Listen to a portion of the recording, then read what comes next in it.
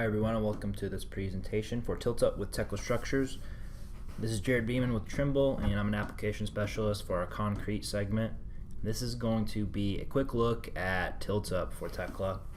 We'll be hosting a webinar next month that is going to dive a little deeper into these topics, but I'd like to give a short overview of the functionalities with the software.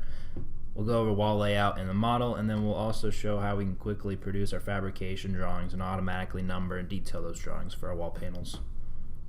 Let's go through laying out our wall layout system for our tilt-up panels.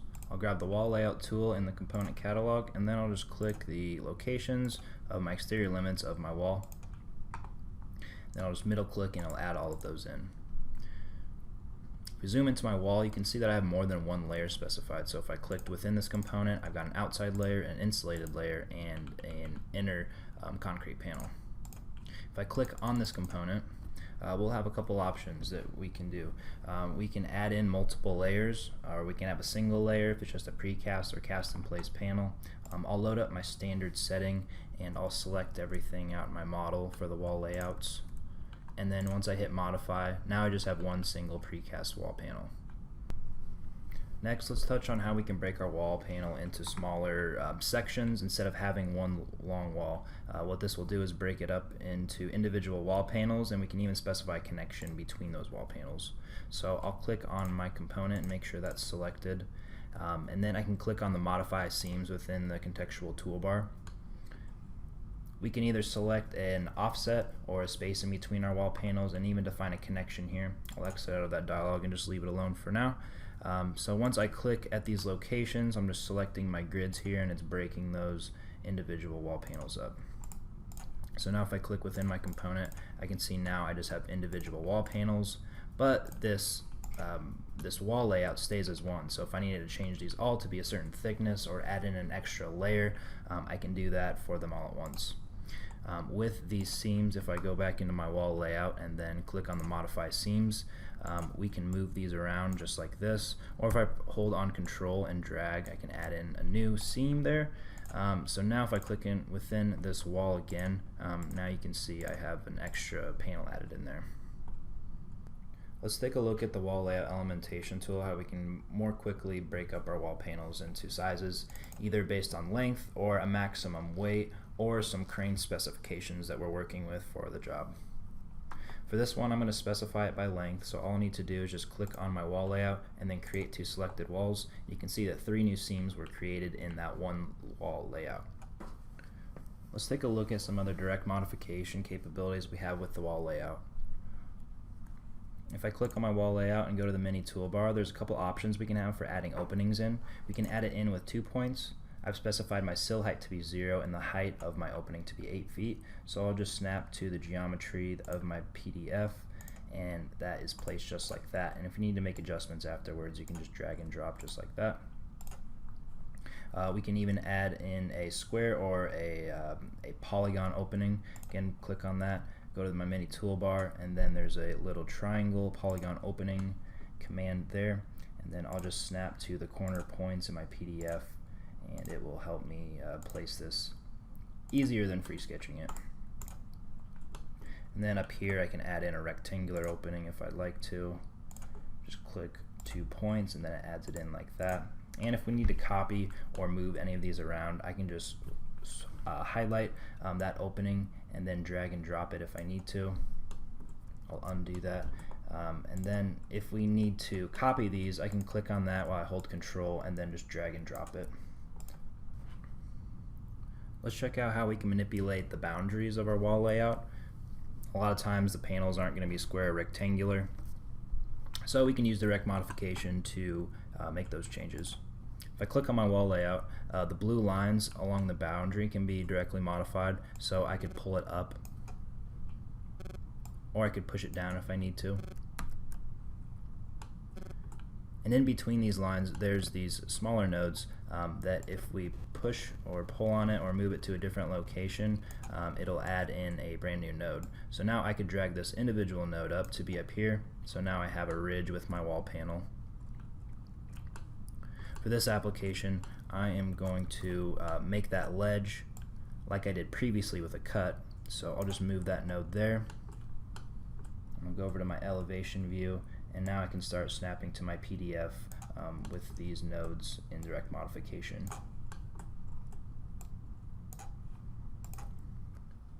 Vertical, horizontal, or slope mock joints can be added to the wall panel faces. All we'll have to do is select on that component and then click on the wall that we'd like to add those joints to.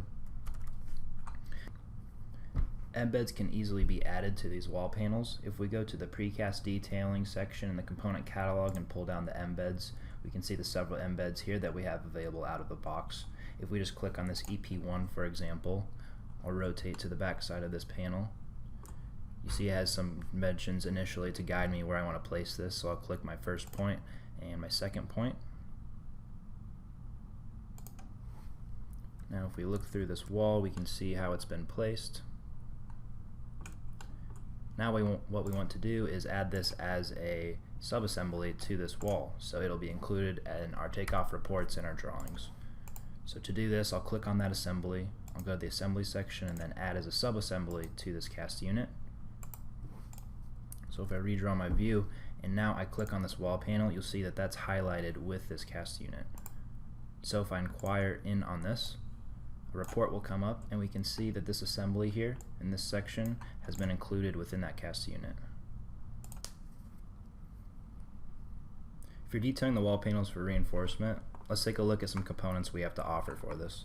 One's the wall panel reinforcement, so if I click on that and add that onto my wall panel, you can see all the bars that were added at the exterior and interior faces as well as the corners.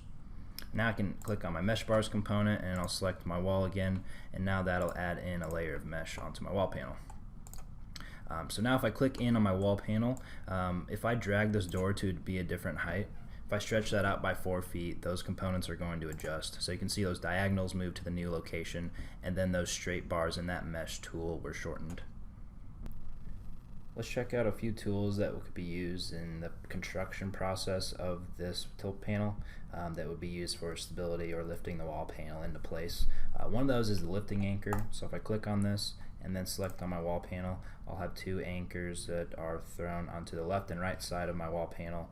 You can see that one over on the lower side and then my one up on the higher side of my wall. Another one would be a panel prop. So if I just click on my wall panel, I'll have my braces added out there. Let's take a look at the Detailing Manager component, which is a component that's going to speed up the process for adding all of our details in, such as embeds, reinforcement, it could be a reveal or a mock joint. So I'll open up this Detailing Manager that currently is available for download on the warehouse, and I'm going to load up my tilt wall settings. What this Detailing Manager is doing is it's taking certain rules and applying them to objects that I specify within this filter. So I have wall panel reinforcement defined, a mesh bars reinforcement component, I have lifting anchors included in here, and I have vertical and horizontal mock joints added to a 25 or 30 foot panel because my arrangement is different for those types. So I'll go ahead and highlight my wall panels in the model, so I'll just click on these 4, and then I can create on selected objects. Now that the Detailing Manager has ran, we can take a look at all the detail that it's added into our model. Taking a look at our mock joints first, I specified one setting for this 30-foot panel here and here, and you can see they have a typical arrangement for those, as well as my 25-foot panels. They each have their own unique layout for the mock joints. I've got my lifting bars in 2 locations as I specified in that attribute file within the Detailing Manager, and I've even got my reinforcement in here as well. If I zoom into my wall panel, I can see that I've got my corner and border reinforcement as well as my mesh bars. Lastly, let's cover the drawing production aspect for tilt wall panels. We can do that a couple different ways. If we go up to the Drawings and Reports tab, if you go to Drawing Properties, I can create a cast unit drawing for this wall panel this way. And the reason we're creating a cast unit drawing is because it can quickly develop in detail all of the views we want for our wall panel and then give a bill of materials on that cast unit drawing. The other aspect to that is it'll automatically number everything in our model. So if we have 2 panels that are matching, like this panel over here and this panel, it'll combine them and give them the same type of mark. So now on that cast unit drawing, it'll call out that we have 2 of those wall panels. So to create my drawing initially, I'm just going to create one. I'm going to set up the layout how I want, and then I can use that drawing to clone to my other wall panels so they have a typical layout for all of them. So I go up to the drawing properties once we have that wall panel selected, and I will go to cast unit drawing. I'll load up my wall settings here. So these are going to contain what sort of views, title blocks that I want, and then the properties within those views, which is going to contain rules for how we want the marks and appearance of everything in our drawing to be.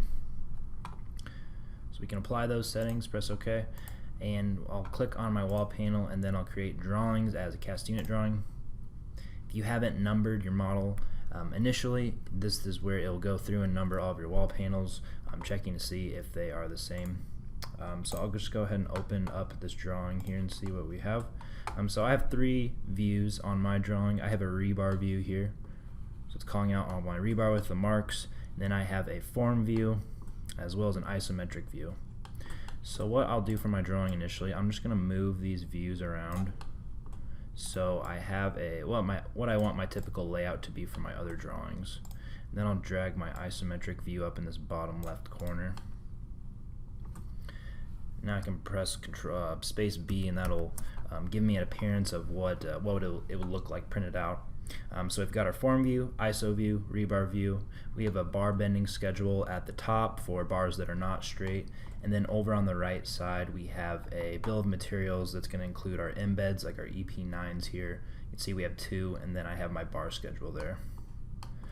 Also at the bottom of this is some properties that are unique to this cast unit, like its volume, area, weight, material, and density. And then I have a quantity for this total number of CP1 wall panels. So once I have my typical drawing layout set, I'll go ahead and exit out of this, and I will keep those changes. Next thing I'll do is I'll click on the rest of my wall panels. I'll load up my drawing lists. I'll click on that drawing, and now I can just hit clone, and it's going to take properties from that drawing and apply them to these future drawings.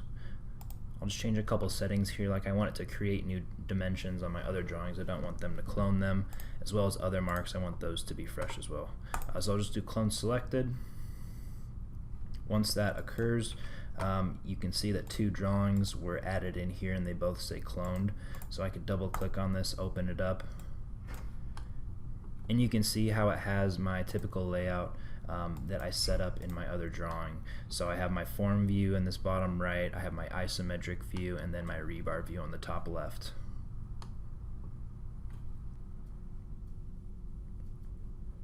That concludes the material for this presentation.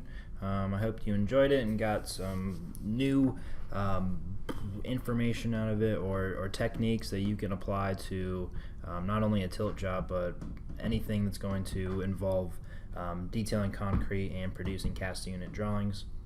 If you have any other questions, please feel free to reach out to your local support team, and remember to stay tuned to the webinar coming this September in 2017.